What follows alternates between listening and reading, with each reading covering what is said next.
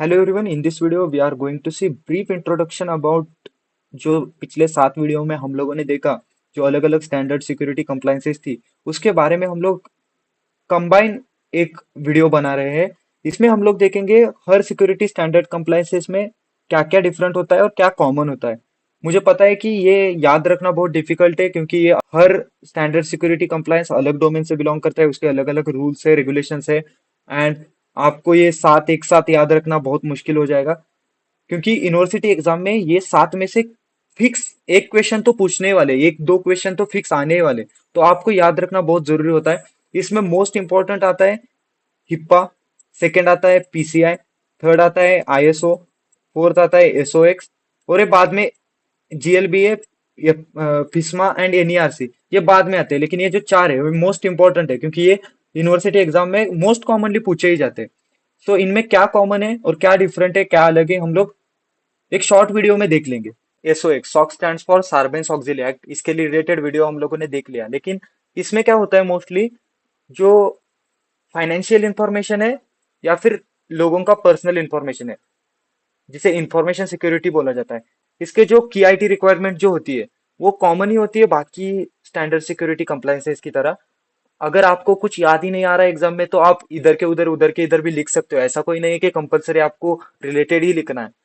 तो आपको ये यही याद रखना है कि एसओएक्स जो है वो financial as well as information security के लिए है और उसके केआईटी रिक्वायरमेंट्स एज फॉलोज है। और मोस्ट कॉमनली जो केआईटी रिक्वायरमेंट्स वो आते हैं timely monitoring response, regularly audit, security manager की जरूरत होती है, रिटर्न पॉलिसीज रहनी चाहिए एंड अवेयर स्टाफ रहना चाहिए। ये केआईटी रिक्वायरमेंट्स कॉमन ही होती है। नेक्स्ट आता है GLBA. GLBA stands for Gramm Leach Bliley act, 1999 में इसे इस्टेब्लिश किया गया था और ये फाइनेंशियल ऑपरेशन जो होते हैं उसके रिलेटेड इंफॉर्मेशन को सिक्योरिटी प्रोवाइड करता है। जो यूजर वो डेटा एक्सेस करते हैं या फिर ट्रांजेक्शन परफॉर्म करते हैं उनके इंफॉर्मेशन को सिक्योर रखने का काम जीएलबीए करता है। और जीएलबीए एक सिक्योरिटी रूल्स का, सेफगार्ड रूल्स का फ्रेमवर्क बनाता है और अगर जीएलबीए के रूल्स को किसी ने ब्रेक किया तो उसके लिए फाइन भी होता है। और की आईटी रिक्वायरमेंट जो है वो डेटा सेफगार्ड है, प्राइवेसी रूल्स है, रिस्क असेसमेंट है। इसमें मोस्टली ध्यान दिया जाता है रिस्क असेसमेंट पे। नेक्स्ट आता है हिप्पा। हिप्पा तो आपको पता ही है, हेल्थ के लिए है, हेल्थ की इंफॉर्मेशन को सिक्योर रखने के लिए है। इसके बॉडी में हॉस्पिटल्स आ सकते हैं, इंश्योरेंस प्रोवाइडर्स आ सकते हैं या फिर थर्ड पार्टी सोर्सेस आ सकती है, जैसे कि बिजनेस एसोसिएट्स आ सकते हैं। और इसके जो रूल्स होते हैं, privacy rule, security rule, breach notification rule, omnibus rule, इसमें आता है कि पेशेंट के इंफॉर्मेशन को सिक्योर रखना बहुत जरूरी है, किसी के साथ शेयर नहीं करना चाहिए। अगर शेयर भी कर रहे हैं तो उसे ब्रीच नोटिफिकेशन रूल बोला जाता है। उसको भी दो टाइप में डिवाइड किया गया है कि कुछ तो रीजन रहेगा इसलिए इंफॉर्मेशन को ब्रेक किया गया है, और जो आइडेंटिटी थेफ्ट वगैरह होते हैं ये रोकने के लिए हिप्पा का यूज किया जाता है। जैसे कि अगर किसी का डेथ हुआ है और उसके इंश्योरेंस क्लेम के पैसे किसी और को ही मिल रहे तो उसके रिलेटेड इश्यूज ना हो या फिर इसके रिलेटेड प्रॉब्लम्स ना फेस करने पड़े, इसलिए हिप्पा इंट्रोड्यूस किया गया है। हिप्पा की कंप्लाइंस चेकलिस्ट जो है वो हॉस्पिटल के रिलेटेड होती है, आपको हॉस्पिटल सोच के ही सभी रूल्स लिखने हैं। और जो कॉमन हिप्पा वायलेशंस होती है वो क्या होती है कि ऑर्गेनाइजेशन का लैपटॉप चोरी होना या फिर उस पर अटैक परफॉर्म होना, हैक होना, या फिर इंफॉर्मेशन ब्रीच हो सकता है, बिजनेस एसोसिएटिव ब्रीच हो सकता है। इसके रिलेटेड इंफॉर्मेशन हम लोगों ने उसके पर्टिकुलर वीडियो में देख ली है। कि आईटी रिक्वायरमेंट्स को कॉमन ही होती है कि डेजिग्नेटेड ऑफिसर चाहिए, रिटर्न पॉलिसीज एंड प्रोसीजर्स चाहिए, ट्रेन प्रोफेशनल चाहिए, रेगुलरली ऑडिट होना चाहिए, इनक्रिप्ट सेंसिटिव डेटा होना चाहिए, पर्सनल इंफॉर्मेशन को सिक्योर रखना चाहिए। इसके रिलेटेड आपको एग्जाम में लिखना है। Next is ISO. ISO stand for information security standard organisation. उसमें हम लोगों ने देखा कि 22,000 अलग अलग डोमेन्स आते हैं। उसमें हम लोगों ने देखा environment management, energy management, workers safety security, जैसे कि 27,001 जो है वो इंफॉर्मेशन सिक्योरिटी रिलेटेड है। हम लोग इंफॉर्मेशन सिक्योरिटी रिलेटेड पढ़ रहे हैं, अगर आपको पता है तो आप उसके बारे में भी लिख सकते हो, जैसे कि renewable resources, non renewable resources, environment management, pollution, quality assurance, उसके रिलेटेड भी आईएसओ के बारे में पता है तो आप लिख सकते हो, जैसे हम लोगों ने उस वीडियो में देख लिया था। इस कॉमन ही है, जैसे कि इंटरनल ऑडिट्स होने चाहिए, एक्सटर्नल ऑडिट्स होने चाहिए, जो गैप्स होते हैं उनको एड्रेस करके उनको रिकवर करना चाहिए।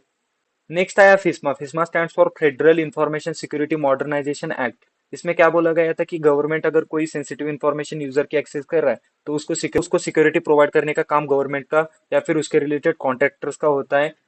इसमें तीन डोमेन्स और इंस्टीट्यूट्स आती है, उनको federal government, next is state government and third is private organisation में डिवाइड किया गया है। फिस्मा के भी डिफरेंट डिफरेंट रूल्स रहते हैं। वो निस्ट के साथ कोलैब करके काम करता है, जैसे कि NIST stands for national institute for standard and technology.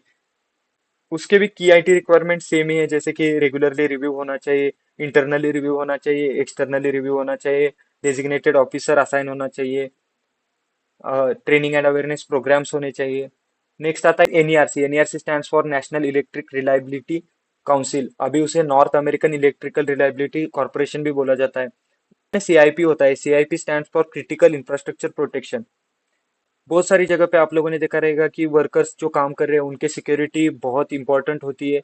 और बहुत सारे बड़े बड़े प्रोजेक्ट जैसे होते हैं कि इलेक्ट्रिक सप्लाई हो सकता है, वाटर मैनेजमेंट हो सकता है, ऐसे बहुत बड़े प्रोजेक्ट जो आते हैं उनके लिए जो रूल्स प्रोवाइड करता है उसे एनएआरसी बोला जाता है। हमें साइबर सिक्योरिटी रिलेटेड मीन्स ऐसे डोमेन्स के साइबर सिक्योरिटी रिलेटेड रूल्स को यहाँ मेंशन किया गया है। उसके भी अलग अलग रूल्स है, सिक्योरिटी स्टैंडर्ड्स है। Next is PCI. पीसीआई के लिए एक अलग वीडियो बनाया है। PCI stands for payment card industry, जो आपको फाइनेंशियल ऑपरेशन परफॉर्म करने के लिए जो यूपीआईज होते हैं, कार्ड्स होते हैं, उनको अपनी इंफॉर्मेशन कैसे सिक्योर रखनी है या फिर यूजर की इंफॉर्मेशन कैसे सिक्योर रखनी है, उसके रिलेटेड इंफॉर्मेशन पीसीआई में दी गई है। सो पीसीआई एक मोस्ट इंपॉर्टेंट क्वेश्चन है आपके यूनिवर्सिटी एग्जाम के लिए। उसको लेवल्स में डिवाइड किया जाता है ऑर्गेनाइजेशंस को। जैसे कि अगर 6 मिलियन के ऊपर ट्रांजेक्शन एनुअली परफॉर्म कर रहे हैं तो उनको लेवल 1 में काउंट किया जाता है। उसके बाद 2, 3, 4 के अलग अलग डेटा सेट बनाए गए हैं।